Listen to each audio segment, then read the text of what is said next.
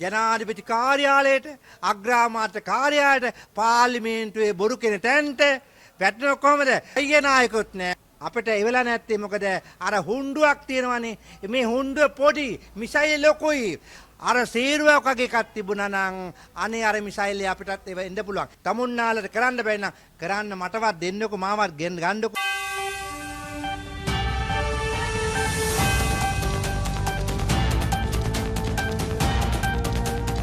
අතිගරු ජනාධිපතිතුමනි, ඔබතුමාගේ breaking news එක නම් මම හොඳ ආකාරයෙන් බැලුවා. ඇත්ත වශයෙන්ම ඔබතුමා නිර්මීද, දක්ෂ, ඒ වගේම හොඳ ආකාරව ඒ බ්‍රේකින් නිවුස් වලින් අපි ඔබතුමා කතා කරපු දේවල් හොඳ ආකාරව අහුම්කන් දුන්නා. තීරණ ගැනීම සම්බන්ධව නිර්භීතව අපගේ පළවෙනිම ස්තුතිවන්ත ඔබතුමාට මේ යම් දේවල් නිර්භීතව ගත තීරණ වලට. නමුත් ප්‍රශ්නයක් ඇවිත් තියෙනවා. මොකක්ද ජනාධිපතිතුමනි? දැන් ඉරානයේ නැවක් තිබුණා. ඉරානයට ඇමරිකාවෙන් ගැහුවා. මේ ඉරානයෙන් ආපු නැවට ඇමරිකාව ගැහුවට පස්සේ ඔබතුමාලා ඒකට සහය වශයෙන් ඒ ඉන්න අය සෑම කෙනාට උදව් උපකාර කරා වත්මන් රජයේ අපේ සිට ජනතාව වෙනුවෙන්. ඒ වගේම තමයි දැන් මේ නැවක් ත්‍රිකුණාමලයට ගෙනියන්න යන්නේ ඇයි? ත්‍රිකුණාමලය තමයි ලෝකේ ඕන රටකට ගහන්න පුළුවන් මරමස්ථානයක්.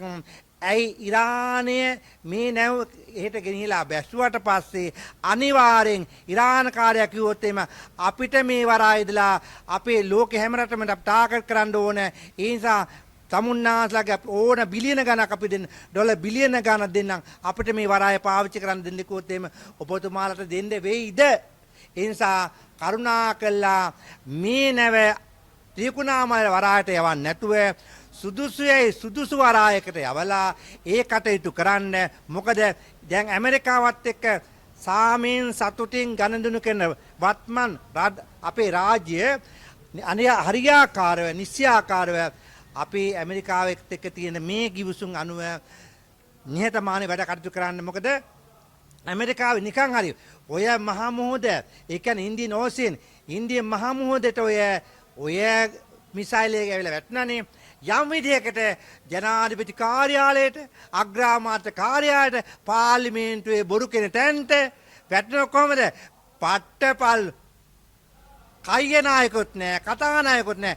හැබැයි මතක තියාගන්න ඩොනල්ඩ් ට්‍රම්ප් එවන මිසයිලය අපිට එවෙලා නැත්තේ මොකද? අර හුණ්ඩුවක් තියෙනවනේ. මේ හුණ්ඩුව පොඩි, මිසයිල් ලොකුයි.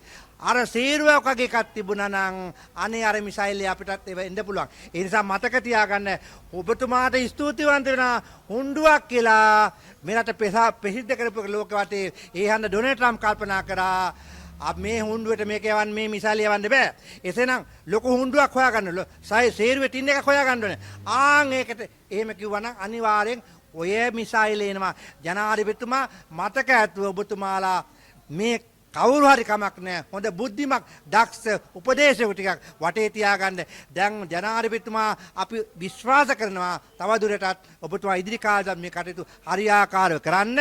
නිවැරදිව ඒ වගේම තමයි මේ නැවනම් යවන්න එපා ත්‍රිකුණාමලයට. මොකද මේ වෙන විට ත්‍රිකුණාමලය සමහර ඉන්දියාව තරහ වෙනවා. ඊළඟට ඇමරිකාව තරහ වෙනවා. තවත් චීනය තරහ වෙනවා. නොයෙකුත් ආදි රටවල් ඔබතුමාත් එක්ක තරහ වෙන්න පුළුවන්. අපේ රටත් එක්ක තරහ වෙනවා. මේ කෙටි කාලේ දුන්න බලය පාවිච්චි කරන හරියට හරියාකාර බලය පාවිච්චි කළා වැඩ කරන්නකො. මේ කෙටි කාලේ සම්පූර්ණ බලය දීලා නැහැ. වසර 5යි, තව 5ක් ඕනනම් ගන්න පුළුවන්. හැබැයි මේ වසර 5ට රට නම් විනාශ කරන්න එපා. මාලිමාවේ മന്ത്രിරු ඇමතිරු තමුන්නාලට කරන්න බැරි නම් කරන්න මටවත් දෙන්නකො, මාවත් ගන්නකො. ආණ්ඩුවකද ප්‍රසාද කරන ලංකාවේ හැම කෙනාම බයිනවනේ. ලංකාවේ හැම කෙනාම මේ වෙනේට බයිනවා. මේ ජනාධිපතිතුමාට බයිනවා. දැන් 150ට බයිනවා. 159යි ජනාධිපති 160යි. මේ 160 හරියාකාර වෙදගෙන රටක් රාජ්‍යයක් කරනවා නම් මේගොල්ලන් රට කර යනවා. නමුත් බුද්ධ ශාසනය ගහපු කට්ටිය කවදාකවත් රටක් හදන්න යන්නේ. සම්බුද්ධ ශාසනය විනාශ කරන්න ආපු මේ රාජ්‍ය කට්ටිය අනිවාර්යෙන් මේගොල්ලන්ටත් ditta ධම්ම වේදිනිය ලැබෙනවා.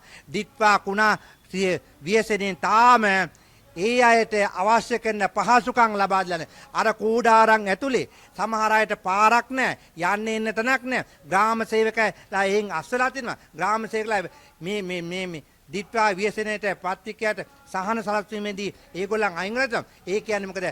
සහන දීලා නැහැ. ඒ සල්ලි කොහෙද මොකද වුනේ? කොහොමේ ගිනුම දිත්වා ගිනුමේ තිබෙන සල්ලිකෝ කරුණාකරලා දිත්වා ගිනුමට ආපු මුදල් සම්බන්ධව වහාම ක්‍රියාත්මක වෙන පරිදි මේවා සමාජගත කරන්න නාලිකාවට ඇවිල්ලා කියන්න ආපදා කළමනාකරන අමාත්‍ය වෙලා කොහෙද ඉන්නේ? මහත්මයා අනුර කුමාර දිසානායක මහත්මයා මේ වෙන විට ඩොනල්ඩ් ට්‍රම්ප්ට කේන්ති හිලව තොටක් ගහනවා මම හිටපිය කියලා එහෙම මිසයිලයක් කිව්වොත් එහෙම අනේ මහත්තයෝ කරුණා කළා ජනාධිපතිතුමා ඔය එතුමා කියපු කතාවට ඇත්ත අපි ඉස්තුතියි කරන අසල්වැසි රටවල් වශයෙන් අපි එතුමා අපිව ඇත්ත වශයෙන්ම රටවල් වලට හේතු කරන රටවලින් යමක් ප්‍රසාදයක් ලබා ගැනීම සඳහා නමුත් ඩොනල්ඩ් ට්‍රම්ප්ට ඇහුණා නම් ඒ මොකද වෙන්නේ? ඩොනල්ඩ් ට්‍රම්ප්ට ගිහිලා ඇතටි ඩොනල්ඩ් ට්‍රම්ප් ඇවිල්ලා තොට දෙන්නම් අඩේ කියලා දුන්න මොකද ගන්නේ? අසල්වැසි කොහේ වේද දන්නේ මෙහෙමයි අපිට මානුෂික මෙහෙයම් අපි දන්නවනේ කොහොමද උනේ කියලා. දැන් දශකතනක යුද්ධයක් තිබ්බනේ. මේ යුද්ධෙදී ප්‍රශ්න ආවනේ. එතකොට මානුෂික මෙහෙයම් කරපු මහින්ද රාජපක්ෂත් මේ මොකද්ද විදුලි පුටියට ගෙනියන සූදානම් වුණා නම් අනේ මොන කතාවද? මම ජාති ආගම් කුල ભેද මම බලන්නේ. හැබැයි ජාතියක් වශයෙන් අපි එකම ජාතියක්. මේ වෙලාවේ විපක්ෂයේ බොහොම බුද්ධිමත්ව වැඩ කටයුතු කරන්න ඕනේ. විපක්ෂ නායකතුමනි අජිත් පෙරේරා මන්ත්‍රීතුමා මම දැක්කා යම් විදියකට ළමයි 40 ගානක් නැවේ හිටියක් ඉඳ මන්ද කියලා. ළමයි නැවකට ගහයේ කට්ටිය සමහර විට මේක ව්‍යාජ ලේඛනයක් වෙන්න ඕනේ. කරුණාකරලා අජිත් මන්ත්‍රීතුමා නීතිච්ච මහත්තයෙක් බොරු කියන්න යන්න එපා. බොරු කියපු කට්ටිය දැන් එහෙම මෙහෙන් ලැබෙනවා ගහනවා කට්ටිය. ඒ නිසා ඔබතුමාලත් බොරු කියලා ඡන්ද නම් ගන්න යන්න එපා. ළමයි 40ක් හිටියේ නේ මහතුමන් හිටිය මිදිට. පාර්ලිමේන්තු වරප්‍රසාදනේ අර ජනාධිපතිතුමා ගිලා කියන්නේ මම මේක ඇතුලේ වෙලා බොරු කියන්නේ එළියට ගිලා ඇත්ත කියන්නේ. ඒ වගේ මොනුත් ඔහොම කරා. හත්වලාමේ පාර්ලිමේන්තු මොන්ටිසෝරියක් කිරීම කවුරුවක්වත් නෙවෙයි.